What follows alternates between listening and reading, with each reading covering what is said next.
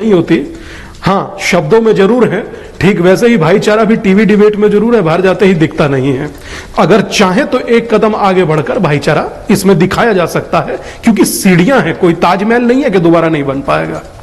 अब मैं बात करता हूं काशी का, मथुरा का, अयोध्या का।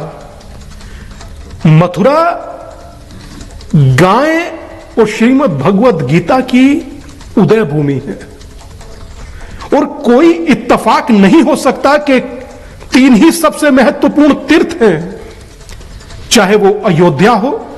कितने लोग यहां पर बैठे हैं जो सुबह सुबह उठकर एक दूसरे से राम राम करते हैं?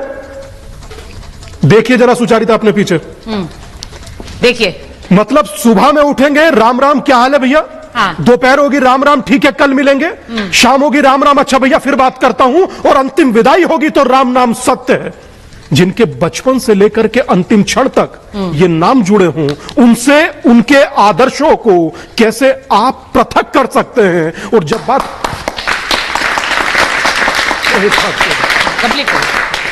हाँ। और एक मैं शब्द एक बढ़कर आगे कहना चाहूंगा हिंदू शब्द पर, क्योंकि 268 दिन की आज यात्रा पूरी करने के बाद आज नोएडा में ही था, तो वहां भी सैकड़ों लोगों ने हिंदू होने का संकल्प लिया। दादा, हिंदू होना कोई गुनाह नहीं है। सुचारिता, ऋषि सुनक कहें कि मैं हिंदू हूं, अमेरिका में राष्ट्रपति पद की उम्मीदवार कहें तुलसी गवाड़, I am proud Hindu, Swami Vivekananda कहें मुझे हिंदू होने पर गर्व है, और देश के पूर्व प्रधानमंत्री स्वर्गीय अटल बिहारी वाजपेयी जी कहें कि हिंदू तन मन, हिंदू जीवन, रग रग हिंदू मेरा परिचय। जब इतने बड़े योद्धा स्वयं को हिंदू कहलाने में गर्व महसूस कर सकते हैं, तो आप लोग क्यों नहीं? यह प्रश्न स्वामी दीपांकर, मैं आपकी बात से और जो ओम जी ने कहा उससे मैं शुरू करती हूं, क्योंकि हरिशंकर जी ने तो शुरुआत में ही कह दिया कि ये लड़ाई सिर्फ ज्ञानवापी तक सीमित नहीं है, मथुरा तक सीमित नहीं है। लेकिन जवाद साहब, उन्होंने एक और बात कही। ओम जी ने कहा कि इतिहास के पन्ने अगर पलटेंगे तो ये तो एक सत्य है जिसको लेकर हिंदू पक्ष अब मांग उठा रहा है। गुलाम नबी आजाद कह रहे हैं, वो इतिहास के पन्ने पलटकर कह रहे हैं कि देखिए, कोई भी यहां हिंदू समाज ही था, सब बाद में आए हैं। उसी बात को आधार बनाकर आज हिंदू पक्ष अपनी बात रख रहा है। गुलाम नबी आजाद मान सकते हैं, तो आप क्यों नहीं? नहीं, गुलाम नबी आजाद एक पॉलिटिकल आदमी हैं, और जब तक वो कांग्रेस में रहे तब तक भारतीय जनता पार्टी उनका जो है खूब विरोध करती रही। आज जब वो निकाल दिए गए तो उसके बाद जो है उनमें नई चेतना आई है। इसके पीछे एक पॉलिटिकल पस मंजर है, उसको थोड़ा सा समझाने दीजिएगा। देखिए, जनसंघ के दौर से बाबरी मस्जिद जो थी वो उनके मैनिफेस्टो में नहीं थी, और आप देखिएगा उठाकर 1989 का पालमपुर का जब रेजोल्यूशन हुआ, जब भारतीय जनता पार्टी को सीटें नहीं मिल रही थी, 2 सीटों तक समझ गई, और 1980 का अगर आप मैनिफेस्टो उठा के देखेंगे तो उसमें भी बाबरी मस्जिद का कोई इशू नहीं था। जब इनको सीटें कम आई तब इन्होंने मस्जिद और मंदिर की राजनीति स्टार्ट करी। इससे पहले ये सब सोए हुए थे, तब तक देश के अंदर कोई विवाद नहीं हो रखा था। उसके बाद लाल कृष्ण आडवाणी जी ने यात्रा निकाली, और वो यात्रा जहां जहां से गुजरी वहां वहां हिंदू मुसलमान के दंगे हुए। हालांकि भारतीय जनता पार्टी को सीटें मिली और इसी ध्रुवीकरण के आधार पर मिली, और उसके बाद उन्होंने अपने मैनिफेस्टो के अंदर राम मंदिर का मुद्दा जोड़ लिया। उससे पहले जनसंघ के दौर में भी नहीं था और भारतीय जनता पार्टी के इतिहास में नहीं था। यह पालमपुर के अंदर आया, देख लीजिएगा, चेक करा के लिए। इसी कहते पढ़ते नहीं।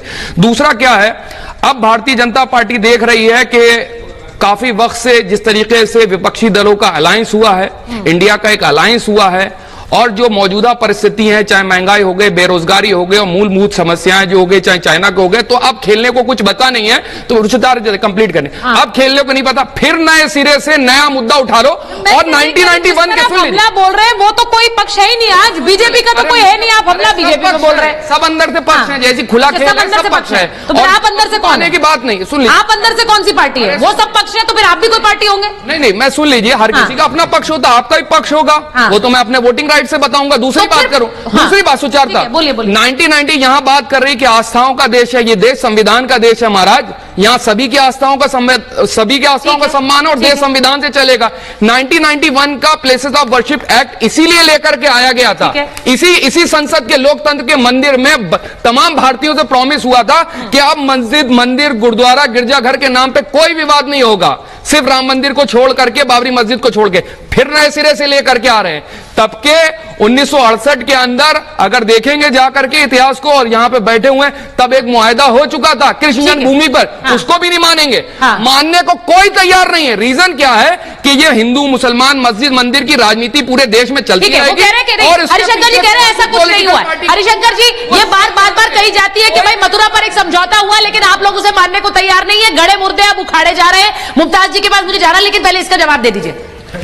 हाँ, ऐसा है, ये बिल्कुल गलत है। हाँ। और निहायत सफेद झूठ है। अच्छा, 1991 के अच्छा, जवाद साहब, मेरे बस एक अनुरोध है, बाकी किसी चीज का लिहाज मत करिए, उम्र का लिहाज करिए, बोलने दीजिए। बाकी किसी चीज का लिहाज मत करिए, मैं ये कह रही हूँ आपको, उम्र का लिहाज करिए, बोलने दीजिए। हाँ, मैं चिल्ला नहीं सकता हूँ। हाँ, प्लीज बोलिए हर्षद। मैं भद्रता नहीं कर सकता हूँ। हाँ। बात काम की सुनिए, ये बिल्कुल सत्य है कि जो आप लोगों ने उठा रखा है कि जनवरी को समझौता हुआ था, कोई समझौता नहीं हुआ था। और वो समझौता पे नहीं हुआ सर। रुक जाइए, बात बोलने दीजिए। अब फिर आप देखिए जवाब साहब, बोलने दीजिए। मुझे बड़ा बुरा लगता है कि आप लोग उम्र का भी लिहाज नहीं करते हैं बात करते वक्त। सब लोगों ने एक एक करके बात करी। हाँ, 2 मिनट सारी बात बता रहा हूँ। हाँ। 12 अक्टूबर 1968 का जो तथाकथित समझौता कहते हैं, वो समझौता शून्य है। वो समझौता किसी हिंदू जनता से नहीं हुआ था। और रुक जाइए, फिर आप बोल रहे लगातार, मैं तो पीछे नहीं बोला, ये गलत चीज है। ये जवाब साहब क्यों खराब कर रहे हैं? बोलने दीजिए। वो मामला कोर्ट में पेंडिंग है, वो समझौता अंडर चैलेंज है। हाँ। और उस समझौते को हमने शून्य डिक्लेयर करने की प्रार्थना की है। हाँ। नंबर 1 बात, ठीक है। नंबर 2 बात, प्लेस ऑफ वर्शिप एक्ट की जो बात कर रहे हैं, वो प्लेस ऑफ वर्शिप एक्ट की संवैधानिकता माननीय सुप्रीम कोर्ट में मैंने चैलेंज कर रखी है, रिट एडमिट हो चुकी है। सुन लीजिए, चैलेंज करना अलग, फिर पीछे बोल रहे हैं, हिस्सा नहीं है सर। फिर पीछे बोल रहे हैं, बोलिए ना संविधान के बेसिक स्ट्रक्चर। देखिए, मैं आपको जवाब साहब एक बात बता दूं, वो तो वकील है, आप वकील नहीं है, और ना मैं अदालत हूं। लेकिन अगर मैं जज होती तो कंटेम्प्ट ऑफ कोर्ट लगा देती आप पर। मैं बता दूं आपको, कंटेम्प्ट ऑफ कोर्ट लगा देती आप पर, क्योंकि दूसरे वकील को बोलने नहीं दे रहे आप। नहीं, 1 मिनट रुक जाइए। नहीं, ऐसे बहस नहीं होती है, अदालतों में भी नहीं होती है सर। आपको पता नहीं क्योंकि आप वकील नहीं है, लेकिन उन्हें बोलने दीजिए, उसके बाद अपना ऑब्जेक्शन रखिएगा। ऑब्जेक्शन का प्लेकार्ड उठाइएगा, मैं बोलूंगी, प्लीज ओवर रूल नहीं करूंगी। हाँ, बोलिए। प्लेसेस ऑफ वर्शिप एक्ट के बारे में बता दूं, केवल मुस्लिम पक्ष भ्रम फैला रहा है। उसमें एक रिलीजियस कैरेक्टर, जो धार्मिक स्वरूप है, वो तय किया जाएगा। ठीक है। अगर साबित होता है कि मूल रूप से मंदिर थी और उसको तोड़कर मस्जिद बनाई गई, तो उसमें तय होगा। एक बात। दूसरी बात, अगर मंदिर तोड़कर आपने कोई मस्जिद बनाई है, तो मस्जिद हो ही नहीं सकती। क्यों? कि हिंदू ला मुस्लिम का दोनों के हिसाब से जो मंदिर थी वो हमेशा मंदिर रहेगी, उसका मंदिर का रूप बदल नहीं सकते हैं। और सारी बातें कोर्ट के सामने पेंडिंग। मूविंग। अब मैं कुछ बोल लूं सुचारता? अच्छा, ठीक है, एक मिनट, ठीक है, बोलिए जल्दी से बोलिए। मुमताज जी देखिए इतने आराम से खड़े हुए हैं, वो इंतजार कर रहे हैं। मंदिर में राज्यसभा में और लोकसभा में बहस हो रही थी, तो उस वक्त लालकृष्ण आडवाणी जी भी मौजूद थे और अटल बिहारी वाजपेयी साहब भी मौजूद थे। एक तरफ सुषमा स्वराज थी और दूसरी तरफ जो थे स्वर्गीय आपके अरुण जेटली साहब थे। उस वक्त ये मुआहदा, ये कानून 1991 का प्लेसेस ऑफ वर्शिप एक्ट लेकर के आया। अब नए सिरे से साहब जागे हैं, उस वक्त तक नहीं जागते रहे, और अब नए सिरे से जाग करके ये कह रहे हैं कि 1990 प्लेसेस ऑफ ये सवाल आपने चैलेंज कर रखा है। आपका सवाल बनता है, लेकिन मैं ये पूछ रही हूं, आडवाणी जी तो जिंदा हैं, पूछ लीजिए माइक लगा के आप। ठीक है, आजकल दिखते नहीं टेलीविजन पे, इंटरव्यू कहां चलेगा आडवाणी? वो माइक आपको नहीं देंगे, वरना आप उन्हें भी नहीं बोलने देंगे। इंटरव्यू नहीं आता। हाँ, ठीक है, मैं एक बार मुमताज जी के पास जा रही हूँ। मुमताज जी, ये जो बात कही जा रही है, और योगी जी ने इस बात के बारे में कहा भी पहले कि एक समझौता होना चाहिए। मुझे बस ये लगता है गुलाम नबी आजाद का जो एक बयान आया है, उसने एक बार फिर से आधार दे दिया है इस मांग को, जो बार बार कहा जा रहा था कि भाई पहले सबके पूर्वज हिंदू थे और ये मंदिर पहले किस तरह से तोड़कर ही मस्जिदें बनाई गई। मैं ये भी मानती हूं कि अगर ये शुरू हुआ तो फिर शायद ये सिलसिला रुकने वाला नहीं होगा। अब हरिशंकर जी ने कह दिया बहुत सारे ऐसे मंदिर हैं जिनके बारे में लड़ाई छेड़ेंगे, लेकिन आप क्या सोचते हैं? कम से कम ये जो 3 मंदिर हैं जिनकी बात स्वामी दीपांकर हमेशा करते हैं, क्या इनको लेकर कोई समझौता हो सकता है? देखिए, सबसे पहले तो ये कि असल जिम्मेदार कौन है, कौन इस बात की गारंटी ले सकता है आज की तारीख में कि बात 3 तक ही रहेगी? कौन ले सकता है? कौन ये दावा कर सकता है? चाहे वो प्रधानमंत्री नरेंद्र मोदी हो, चाहे उत्तर प्रदेश के मुख्यमंत्री योगी जी हों, और चाहे हमारे ये जिम्मेदार लोग हैं। सबकी अलग अलग जबान है, अलग अलग भाषा है, नंबर 1। नंबर 2 कि आदमी में जब ताकत आती है तो उसी वक्त पता चलता है कि उसके अंदर शैतान था कि इंसान था। वो तब पता चलता है। ताकत के वक्त अगर इंसान जो है अपनी इंसानियत को जाहिर करता है तो जाहिर है कि वो हर समाज में सुरखरू हो जाता है। लेकिन कुछ लोग जब ताकत आ जाती है तो उनके अंदर शैतानियत पैदा हो जाती है। ये किसके बारे में है ना? मैं बात कर रहा हूं। हाँ। आप समझ लीजिए ना। नहीं जरा अब मैं आप समझ कोई भी आप देखिए, अब आप समझ लीजिए कोई बात। नंबर 2 बात, यहाँ पीछे कोई कह रहा है औरंगजेब की बात कर रहे हैं। आप सोचती रहिए। नंबर 3 कह रहे हैं औरंगजेब की बात कर रहे हैं। नंबर 3 हाँ, ठीक है, आप सोचिए ना आप इसके बारे में। ठीक है आज किसका दौर है सोच लीजिए। नंबर 3 हाँ। गुलाम नबी आजाद की जहां तक बात है, कोई ऐसी उन्होंने नई बात नहीं कही।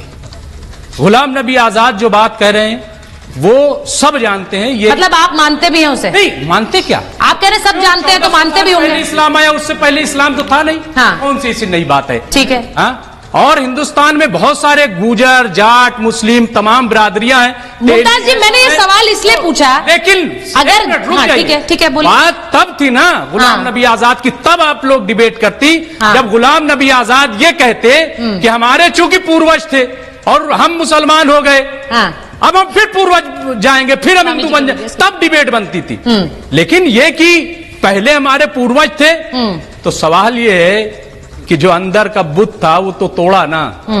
फिर से अगर वो बुत बसा लें गुलाम नबी आजाद, तब मैं जानूं कि वाकई नहीं आपने मुझे ये कहा कि सब जानते हैं, तो मेरा सवाल ये था आपसे, आप जानते हैं, आप मानते हैं? अगर मानते हैं तो फिर ये बार बार एक सवाल पूछा जाता है कि भाई 3 जो हमारे भगवान हैं या फिर आराध्य हैं हिंदू धर्म में, उनके जन्म स्थानों को लेकर, उनके जन्म स्थानों को लेकर कोई फैसला या समझौता किया जा सकता है क्या? लेकिन ठीक है, मैं एक बार सवाल ले रही हूँ, कुछ सवाल ले लूं उसके बाद। हाँ बोलिए मुमताज जी, कंप्लीट कर लीजिए। चलिए बोलिए। देखिए ऐसा है कि मैं कई बार ये बात कह चुका हूं, जो अयोध्या है उसकी पहचान भगवान राम से है। हाँ।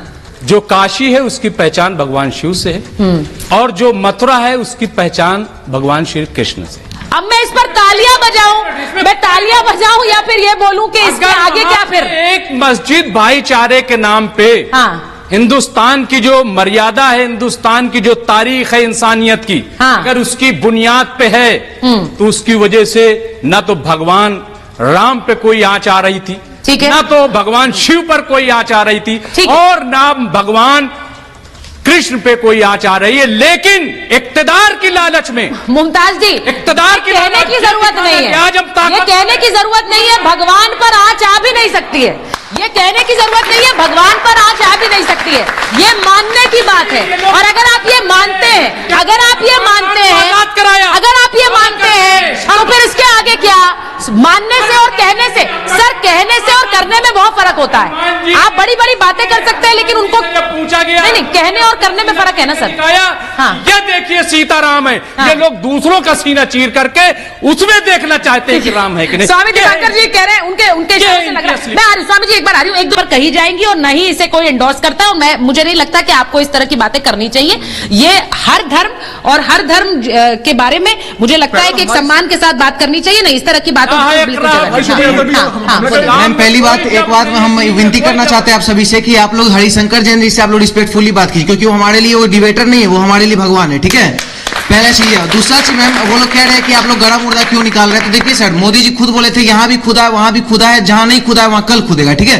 तो हर जगह खुदेगा सर, हम लोग का जहां जहां है। सबसे बड़ा बात है कि सर मैम मथुरा ले लीजिए, आप काशी विश्वनाथ कोई भी उठा लीजिए, बनाने वाला कौन है? सब मस्जिद जो बनाया है औरंगजेब, बाबर, अकबर, ठीक है? ये लोग आपको, अगर आप सच्चे मुस्लिम रहते ना सर, अगर आप मुगल नहीं रहते और सच्चे मुस्लिम रहते, आप खुद आके हम लोग को दे देते। पता है क्यों? क्योंकि औरंगजेब, वो अकबर औरंगजेब जो गुरु गोविंद सिंह को के बेटा को चुनवा देता है, दीवारों में जो गुरु तेग बहादुर सिंह को मरवा देता है, अगर आप उसकी रिस्पेक्ट में आप आके बोलते हैं मस्जिद तो देखिए मैं एक चीज बड़ा कहना चाहती हूँ, आप लोग सब अपनी भावनाओं में बहकर ये बातें कर रहे हैं। मैं एक बार अपने मेहमानों के सामने आपसे कह रही हूँ, लेकिन किसी के धर्म को नीचा कर आपका धर्म ऊंचा नहीं होता है, इस बात को हमेशा ध्यान में रखिए, उसके बाद सवाल पूछिए। ठीक है, हाँ बोलिए। मैम आज इनकी हालत इस प्रकार से हो गई, जिस प्रकार से छोटा सा बच्चा किसी के घर से कोई सामान चुरा के ले आता है ना, तो जब वो वापस मांगने आता है कि आपने आपके बच्चे ने मेरे यहाँ पर ये सामान चुराया, तो उसका पिता कहता है हाँ चुराया तो है, तो वो कहता है वापस कर दो, तो कहते जी वापस नहीं करेंगे। वैसे आज इनके ये मानते हैं कि आक्रांता भारत में आए और उन्होंने मंदिरों को तोड़ा, वहां पर तथाकथित मस्जिदें बनाई, पर हम जब कहते हैं हमारे मंदिर वापस कर दो, तो कहते हैं वापस नहीं करेंगे। ये तो